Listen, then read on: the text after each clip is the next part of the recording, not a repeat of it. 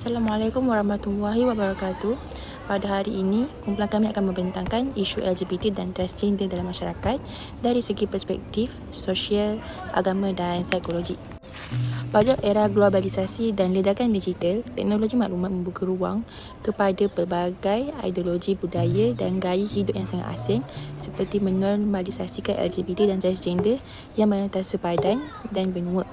So, keperluan kajian objektif ini ialah untuk menuntut penilaian yang ilmiah, seimbang dan berstruktur dari sudut kemasyarakatan sosial, fitrah, beragama dan psikologi tanpa dipengaruhi emosi semata-mata. LGBT bermaksud lesbian, gay, biseksual dan transgender. Dari segi orientasi seksual, lesbian jatuh cinta sesama jenis antara wanita, manakala gay di sebaliknya. Untuk biseksual, mereka jatuh cinta terhadap sesama jenis atau berlainan jenis. Transgender pula adalah identiti jendina. Ia berlaku apabila seseorang merasa jendina fizikalnya berbeza dengan fitrah asal. Ia melibatkan keinginan besar untuk mengubah imej badan, gaya hidup dan fizikal. Seterusnya, saya Wa'libah Ambun binti Wan Osman akan membentangkan mengenai Daruriyah Al-Khamsah, iaitu 5 perkara asas yang menjadi objektif utama dalam syariah Islam untuk menjamin kemaslahatan hidup manusia. Jadi 5 perkara tersebut ialah agama, nyawa, akal, keturunan dan juga harta. Yang pertama ialah pemeliharaan nyawa agama, iaitu memastikan keimanan seseorang sentiasa terpelihara daripada sebarang penyelewengan. Yang kedua pula ialah pemeliharaan nyawa, di mana Islam menitikberatkan perlindungan terhadap kehidupan manusia daripada segala ancaman dan juga kemudaratan. Yang ketiga ialah pemeliharaan akal, dengan menggalakkan perkara yang boleh membawa manfaat kepada pemikiran serta menjauhi daripada perkara yang boleh merosakkannya. Seterusnya ialah pemeliharaan keturunan, bagi memastikan kesinambungan nasab yang sah serta institusi keluarga yang teratur. Dan yang terakhir ialah pemeliharaan harta yang bertujuan melindungi hak pemilikan serta menjamin kestabilan ekonomi masyarakat. Sebagai kesimpulannya, kelima-lima aspek ini menjadi asas penting dalam mewujudkan kehidupan yang adil, harmoni dan juga sejahtera. Beralih kepada slide seterusnya. Slide ini pula menerangkan hubungan antara fitrah, akidah, ibadah dan akhlak dalam pembentukan seseorang Muslim. Di bahagian tengah ialah fitrah, iaitu naluri menjadi manusia yang cenderung kepada kebenaran dan mengenai Tuhan dari sejak lahir lagi. Fitrah ini juga diperkukuhkan melalui akidah, iaitu keyakinan yang teguh kepada Allah sebagai pegangan hidup. Daripada akidah yang mantap inilah lahir ibadah, iaitu amalan yang menghubungkan manusia dengan Allah serta membentuk jiwa yang tenang dan berdisiplin. Akhir sekali, hasil daripada akidah yang kukuh dan ibadah yang konsisten inilah akan melahirkan akhlak yang mulia seperti sifat yang jujur, amanah dan juga bertanggungjawab.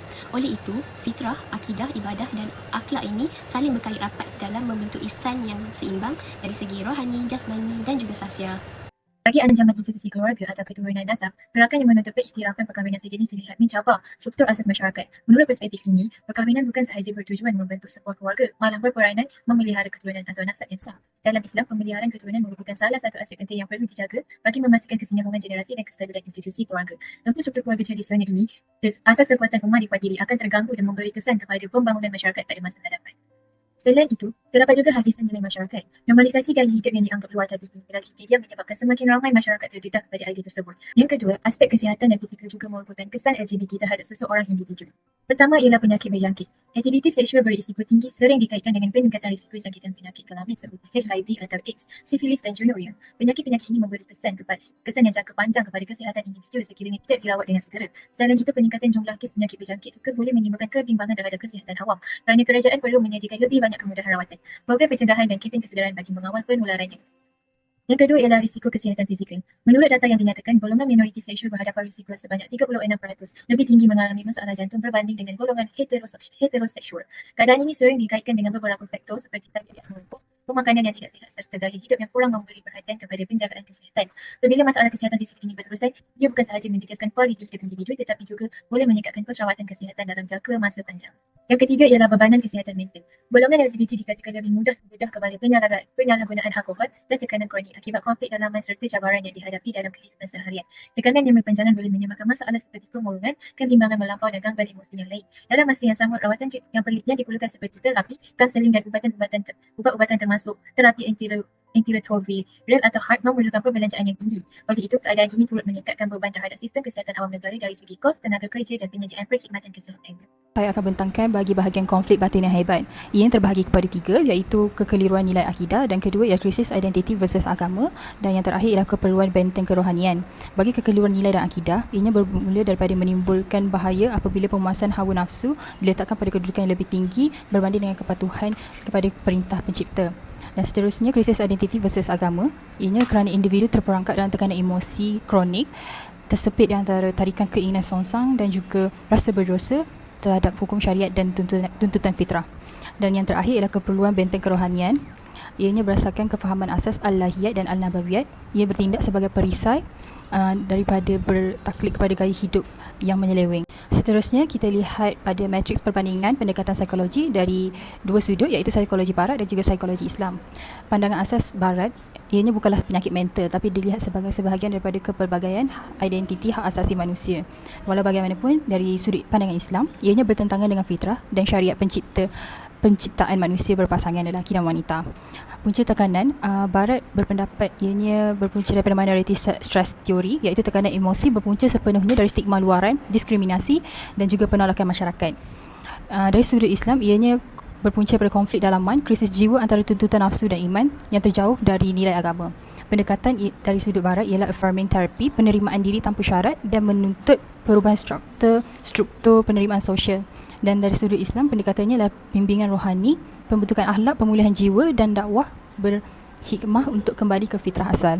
Seterusnya, daripada tadi anda semua telah belajar isu LGBT itu secara teorikan. Tapi, takkan anda semua tak tahu apa orang luar cerita pasal LGBT itu sendiri.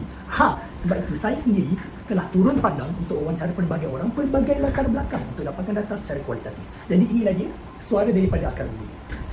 Ada dekat mana? FSKM. Siapa yang kita nak interview hari ini? Jom. Basketball! Oh, cepat! Sangat! Macam mana abang rasa LGBT ni pandangan ni terhadap sesebuah masyarakat ataupun komuniti? So LGBT ni dah makin diterima oleh masyarakat setempat. LGBT ni pada saya lah bukan isu yang baru. Okey, saya nak tahu macam mana isu LGBT ni dia boleh bawa kesan terhadap satu komuniti. Dia lelaki tapi dia tukar kepada perempuan, so dia akan masuk ke tandas perempuan. Banyak pendapat, pandangan, kan ada konflik di situ. Cabaran terlebih untuk membesarkan anak-anak. Tentang bagaimanakah isu ini dilihat atau dipandang daripada sudut nilai, keagamaan ataupun kepercayaan puan sendiri. Dengan agama saya mengharamkan LGBT ni adalah haram. Benda ni memang kita dah officially tahu haram. Macam mana isu LGBT ni dia boleh bawa satu cabaran? Pengaruh media sosial. Ekonomi kita akan jatuh. Kita pun tak nak diskriminasi kan. So tapi kita pun at the same time kita nak normalise kan. Sekarang saya berada di Bukit Bintang, Kuala Lumpur, satu bandar sebagai bangsa. Dan ya, saya bekerja dengan NGO. I'm 35 and I'm French. I'm 31 and I'm also French. 19 years old and I'm from Morocco. What are the challenges of the LGBT community itself yang arise according to this issue? To be accepted. Yeah. Like to be treated like equal people. Yeah. Kalau ansur tu hilang, kian hilang. But don't come to other people trying to accept me as a sheep or accept me as gay. How can we address these issues? Maybe for the part of LGBT communities, how can we make people more understanding about the LGBT itself? Prinsip persefahaman tu dia kena start dengan betul ansur. Well, both of us are very open-minded. Just human being. Let them be whatever they want. What is your hopes or suggestions towards this issue? To be accepted by people, by their family. Don't be fear to get out of the closet. Mula membina kefahaman antara komuniti. Don't seek attention or more acceptance or validation from other people. Okey, daripada wawancara dapat saya rumuskan bahawa isu media sosial menjadi pemakan utama LGBT melibatkan sangatnya. Sebab apa? Sebab ia berhubung tanpa sempadan. Seterusnya perbezaan jurang generasi, iaitu generasi muda yang lebih kepada menyokong isu LGBT itu sendiri, manakala generasi tua yang lebih menyekam penularan isu LGBT itu sendiri. Seterusnya daripada nilai keagamaan, majoriti responden berpendapat bahawa agama mereka menolak sekeras-kerasnya isu LGBT ini. Manakala ada juga responden yang memainkan isu hak asasi manusia dan berperkemanusiaan perlu dipertengahkan. Dan juga responden berharap agar penguatkuasaan undang-undang yang lebih eksplisit diberikan kepada golongan LGBT. Pada masa yang sama, ada juga responden yang berharapkan nilai toleransi dan juga nilai baik hati diberikan kepada semua golongan LGBT agar mereka dapat melunaskan kehidupan mereka seperti orang lain. Seterusnya, saya akan menerangkan beberapa cara mengatasi isu LGBT dan transgender dalam masyarakat. Pertama ialah pendidikan dan kawalan awal dalam keluarga. Ibu bapa perlu memainkan peranan penting dalam membentuk sahsiah anak-anak sejak kecil melalui pendidikan agama, nilai moral dan pemantauan terhadap penggunaan media sosial. Pendekatan ini dapat membantu anak-anak membuat keputusan yang lebih baik serta mengelakkan pengaruh yang tidak sesuai. Kedua ialah dakwah dan sokongan emosi di peringkat institusi. Individu yang berhadapan dengan konflik identiti memerlukan bimbingan yang berhemah, bukannya dihukum atau dipinggirkan.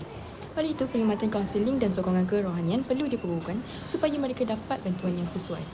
Dan yang ketiga ialah toleransi dan penguatkuasaan dalam masyarakat. Isu ini perlu dibincangkan secara matang dan berilmiah. Pada masa yang sama, undang-undang yang sedia ada perlu dikuatkuasakan bagi menjaga keharmonian sosial sambil memberi ruang kepada proses pemulihan dan bimbingan. Dan akhir sekali, sebagai kesimpulan, fenomena ini merupakan isu yang mempunyai pelbagai dimensi dan memerlukan pendekatan yang seimbang. Kita perlu mengamalkan konsep mizan, iaitu keseimbangan antara empati terhadap individu dan pemeliharaan nilai serta syariat.